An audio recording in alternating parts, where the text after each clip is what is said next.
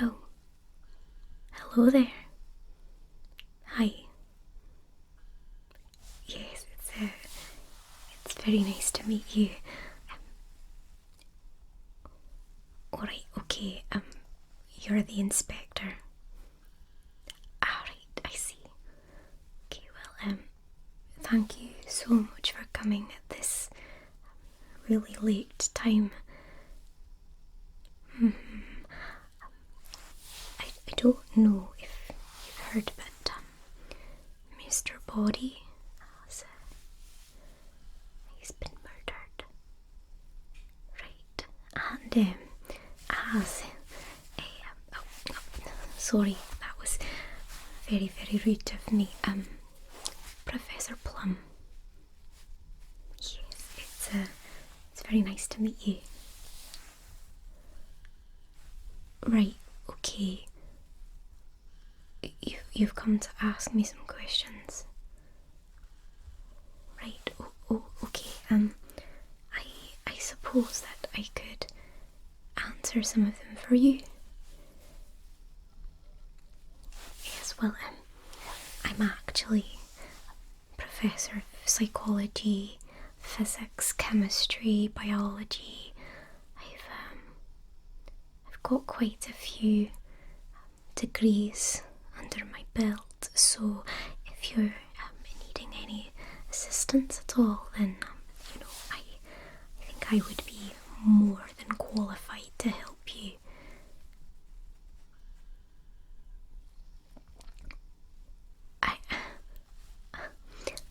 I'm a potential suspect. Right? Well, I suppose I could talk you through the night, I suppose. No, of course, it's no problem. Right, well, I suppose it started with receiving the letter of invitation to the event this evening. So I was at my home and I got a letter through the door, and it was this beautifully, beautifully wrapped brown package, and in the package was this gorgeous plum coloured fabric cascading out, and in that fabric there was a little white note that said Professor Plum.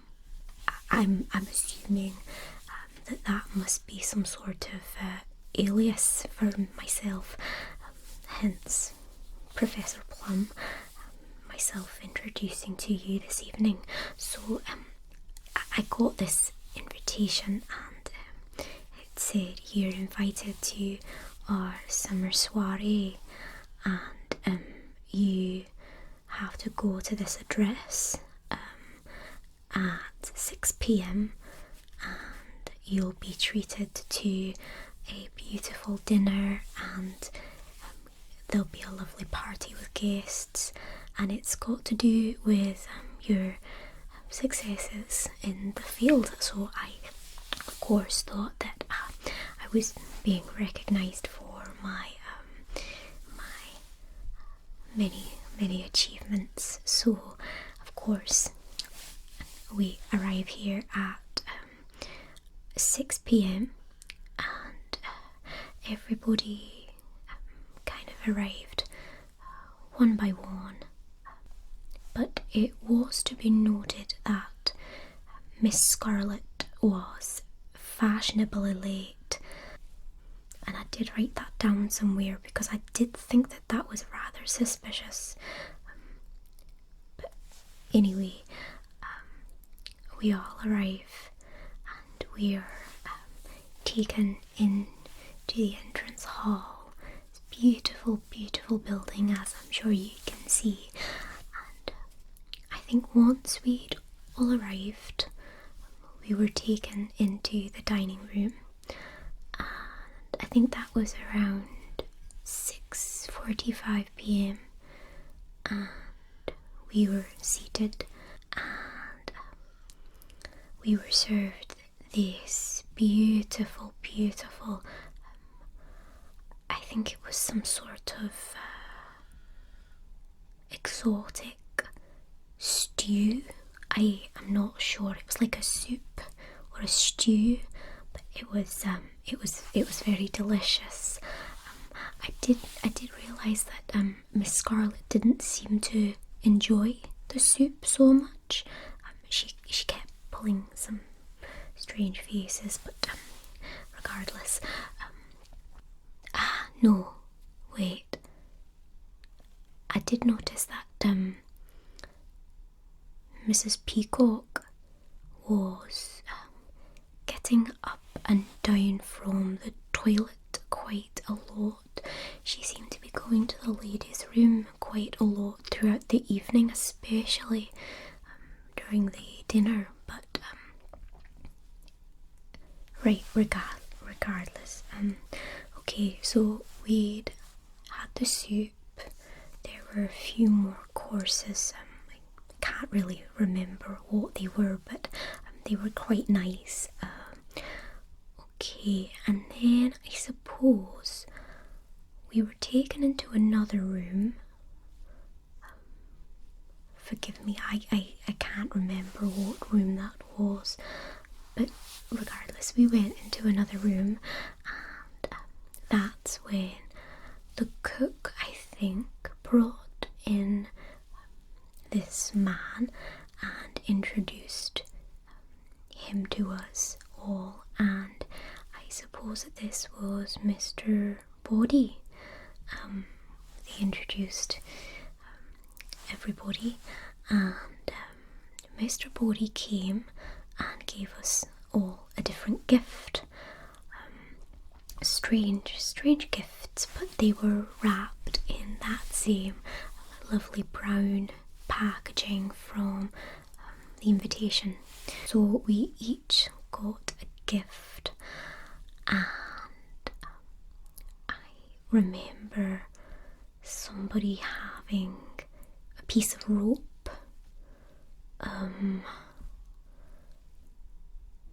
I think maybe a hammer or a wrench. I can't remember. Anyway, everybody got a different gift, wrapped in this beautiful packaging, and so we got introduced to Mr. Body, and then after we'd received the gifts, Mr. Body went to turn the light off, and all of a sudden there's this loud banging noise. I don't quite know what the sound was, but there was this loud banging noise, and when the light came back on, Mrs. Peacock was standing by the light, and then Mr. Body was laid down on the floor and looked like he'd been attacked. We all rushed over, and I think it was Miss Scarlet that maybe checked to see if he was still alive, and he wasn't. Then it's all quite a blur, if I'm honest, but I think that somebody else came to the mansion, and now they're dead as well. I'm not sure. And then of course, Mr. Body's body disappeared, and so once we noticed that the cook was dead, then at 8:40 there is a doorbell ring, and the police are at the door. Okay, so once we noticed that the cook had been murdered, then we get a doorbell ringing, and we go to the door, and the police are there, and they're asking about some sort of car that had been that had got a flat tire So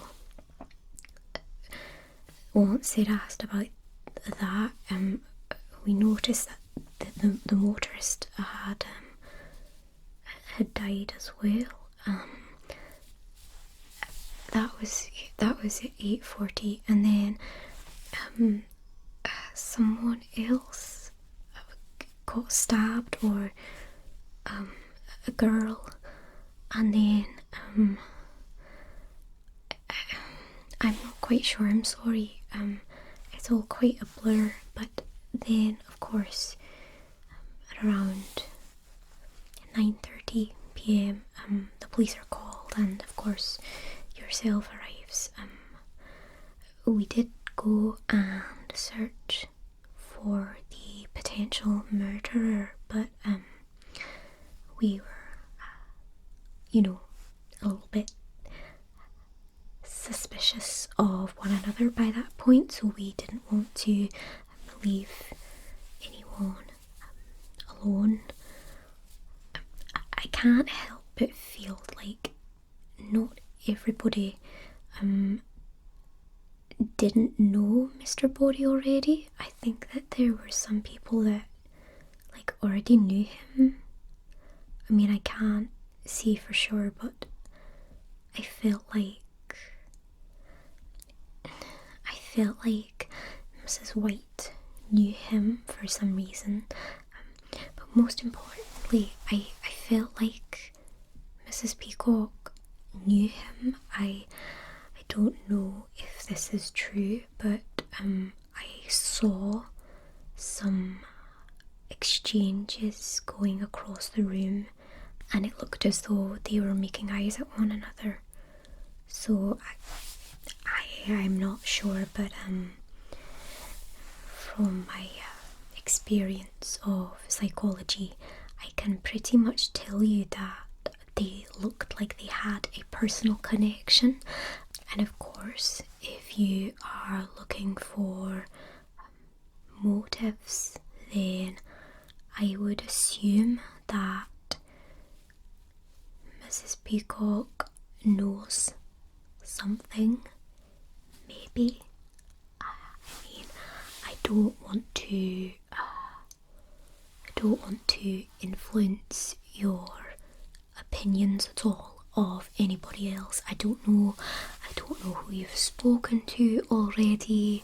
I don't know if you've drawn out Mrs. Peacock as innocent, but I would go and have another chat with her. I feel like she knows something. I feel like reading their personal contact with one another, it seemed a little bit too personal for somebody that has just met you. So yeah, right. Well, if you of course need any help on the investigation side, or if you'd like me to interview anybody else, then I'd be more than happy.